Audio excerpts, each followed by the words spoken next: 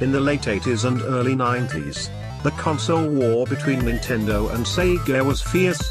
While Nintendo's Super Mario was the king of gaming, Sega's attempts at capitalizing on this had only brought them fairly moderate success, except in Europe, where the popularity of the Mega Drive and Master System surged to an all-time high. In a rush to try and revive the dying company, they needed a new mascot to lead the line, and thus Sonic the Hedgehog was born, utilizing more speed-heavy oriented stages to compete with the platforming levels of Super Mario Bros. It wasn't until 23 years after the release of Sonic 3, in 1994, when the Blue Speedster would truly return to the classic style formula.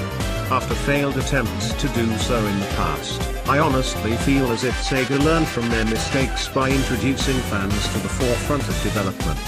Immediately when booting up a new save file, you're instantly slapped in the face with nostalgia if you've ever played the classics.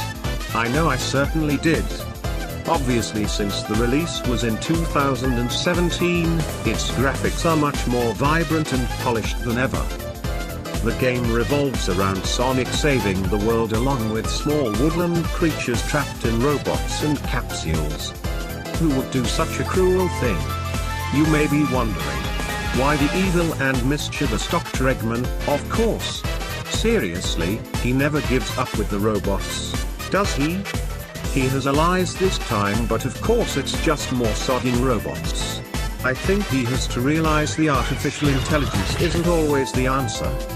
With the power of the mysterious Phantom Ruby, the comic made alongside the development of Sonic Mania, is the only way to discover the true origin of the gem, possibly for cross-promotion. Sonic and company are transported to Nostalgia Land, as I like to refer to it as.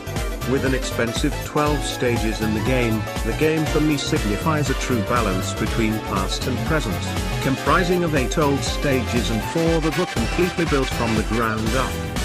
The development team closely listened to the fans and incorporated every idea into the game, such as introducing more modern twists to the old stages rather than just regurgitating them from the original games. The new levels were extremely standout in my honest opinion, as the modernized iconography and Mega Drive style textures blend perfectly together, almost showcasing a passage of time. With everything that I've discussed and the fans' opinions as a whole, I would like to rate this masterpiece a solid 10/10.